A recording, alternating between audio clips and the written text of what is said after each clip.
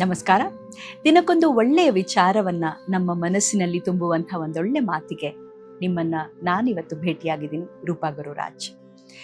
ಕೆಲವೊಮ್ಮೆ ನಮ್ಮ ಜೀವನದಲ್ಲಿ ಬಂಡೆಯಂತಹ ಅಡಚಣೆಗಳು ಇಲ್ಲದೆ ಹೋದ್ರೆ ನಾವು ಜೀವನದಲ್ಲಿ ಮುಂದೆ ಹೋಗೋದಕ್ಕೆ ಸಾಧ್ಯನೇ ಇಲ್ಲ. ಬಂಡೆಗಳು ಬಂದಾಗಲೇ ನಾವು ಅದನ್ನು ದಾಟಿ ಹೋಗುವ ಪ್ರಯತ್ನವನ್ನ ಮಾಡ್ತೇವೆ. ಆಗ ಮಾತ್ರ ನಮಗೆ ನಮ್ಮೊಳಗಿರುವಂತಹ ಶಕ್ತಿ ಗೊತ್ತಾಗ್ತಾ ಹೋಗುತ್ತೆ. ಯಾಕೆ ಈ ಮಾತನ್ನ ಹೇಳ್ತಾ ಇದ್ದೀನಿ ಅಂತೀರಾ? ಒಬ್ಬ ಪೆಟ್ ಸ್ಟೋರ್ ಓನರ್ ಇದ್ದ. ಅವನು ಒಂದು ಅಕ್ವೇರಿಯಂನಲ್ಲಿ ಗೊದಮೊಟ್ಟೆಗಳನ್ನ ಸಾಕಿದ್ದ. ಗೊದಮೊಟ್ಟೆಗಳು ಅಂದ್ರೆ ಕಪ್ಪೆಯ ಮೊಟ್ಟೆಗಳು.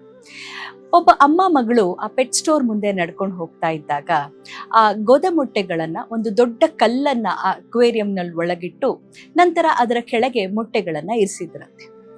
ಆ ಹೆಣ್ಣು ಮಗು ಕೇಳ್ತು ಆ ಪೆಟ್ ಸ್ಟೋರ್ ಓನರ್ನ, ಯಾಕೆ ನೀವಷ್ಟು ದೊಡ್ಡ ಕಲ್ಲನ್ನ ಆ ಮೊಟ್ಟೆಗಳ ಮೇಲೆ ಇಟ್ಟಿದ್ದೀರಿ?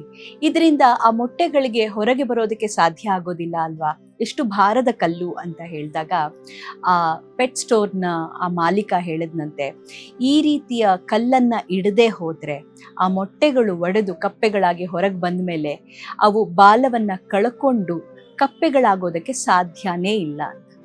ಯಾವಾಗ ಅಲ್ಲಿ ಒಂದು ಕಲ್ಲಿನ ಅಡಚಣೆ ಇರುತ್ತೋ ಮೇಲೆ ಹಾರೋದಕ್ಕೆ ಪ್ರಯತ್ನ ಪಡ್ತಾ ಆ ಗೊದಮೊಟ್ಟೆಗಳು ಬಾಲವನ್ನ ಕಳ್ಕೊಂಡು ಕಪ್ಪೆಗಳಾಗಿ ಪರಿವರ್ತನೆ ಆಗತ್ವೆ. ಯಾರೋ ಒಬ್ರು ಇದೇ ರೀತಿ ಅಕ್ವೇರಿಯಂ ಅನ್ನ ಕೊಂಡ್ಕೊಂಡು ಹೋದವರು ಗೊದಮೊಟ್ಟೆಗಳು ಸಲೀಸಾಗಿ ಈಜ್ಕೊಳ್ಳಿ ಅಂತ ಕಲ್ಲೇ ಇಡದೆ ಹೋಗಿ ನಂತರ ಅವು ಬಾಲವನ್ನ ಕಳೆದುಕೊಳ್ಳಲೇ ಇಲ್ಲ, ಕಪ್ಪೆಗಳು ಆಗ್ಲಿಲ್ಲ, ಹಾಗೆ ಪ್ರಾಣ ಕಳ್ಕೊಂಡು ಬಂದೆ. ನೋಡಿದ್ರ, ಕಪ್ಪೆಯ ಜೀವನದಲ್ಲಿ ಒಂದು ಅಡಚಣೆಯಂತಹ ಈ ಕಲ್ಲು ಎಷ್ಟು ಮುಖ್ಯ ಆಗತ್ತೆ. ಹಾಗೆ ದೇವರು ಕೂಡ ನಮ್ಮ ಜೀವನದಲ್ಲಿ ಅನೇಕ ಕಷ್ಟಗಳನ್ನ ಅಥವಾ ಅಡಚಣೆಗಳನ್ನ ಕೊಡೋದು ನಾವದನ್ನ ಎದುರಿಸಿ ಅದರಿಂದ ಆಚೆಗೆ ಹೋಗುವಂತ ಸಾಮರ್ಥ್ಯವನ್ನ ಬೆಳೆಸಿಕೊಳ್ಳಿ ಅಂತ. ಸೊ ಜೀವನದಲ್ಲಿ ಕಷ್ಟಗಳು ಬರ್ತಾ ಇದ್ರೆ, ಮೇಲಿಂದ ಮೇಲೆ ಅಡಚಣೆಗಳು ಕಾಣಿಸ್ಕೊಳ್ತಾ ಇದ್ರೆ ಅದರಿಂದ ಹೈರಾಣಾಗಬೇಡಿ, ಅದರಿಂದ ಧೈರ್ಯ ಕಳ್ಕೋಬೇಡಿ.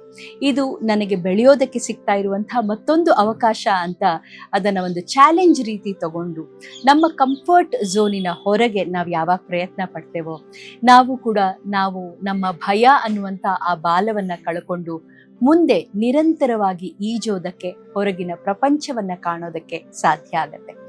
ಬೆಳೆಯಬೇಕು ಅಂದ್ರೆ ಬದುಕಿನಲ್ಲಿ ಅಡಚಣೆಗಳು ಇರಲೇಬೇಕು. ಆ ರೀತಿ ಇದ್ದಾಗ ಮಾತ್ರ ನಮ್ಮ ಬದುಕಿನಲ್ಲಿ ಹೊಸ ಪ್ರಯತ್ನಗಳನ್ನ ನಾವು ಮಾಡ್ತೇವೆ. ಆಗ ಮಾತ್ರ ಮತ್ತಷ್ಟು ಬೆಳೆಯುವಂತ ಛಲ ನಮ್ಮಲ್ಲಿ ಹುಟ್ಟುತ್ತಾ ಹೋಗುತ್ತೆ. ಹೀಗಾಗಿ ಬದುಕಿನಲ್ಲಿ ಕಷ್ಟಗಳು ಬಂದಾಗ ಹೈರಾಣಾಗೋದು ಬೇಡ.